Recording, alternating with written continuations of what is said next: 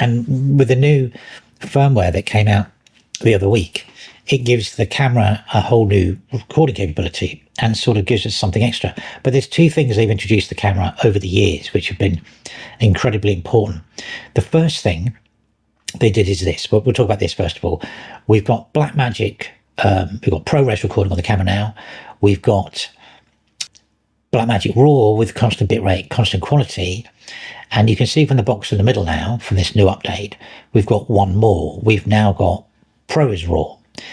And so we've got 3 different types of recording on the camera. There are 3 different codecs. So, and then there's one last thing that we'll talk about. Okay, so we're going to look at the history of the Blackmagic camera, the Blackmagic Pocket Cinema camera, and sort of evolution and some specs. But what can we do with it?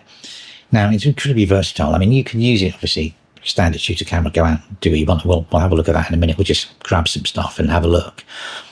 But one of its other uses, which came in, I think, one of the firmware updates, like 8.3, it was a beta, was the fact you can very easily use it as a webcam. So what I've got hooked up here, I've got a Blackmagic on top of my C70, and I'll just switch between the two. Okay, so now we're on the Blackmagic.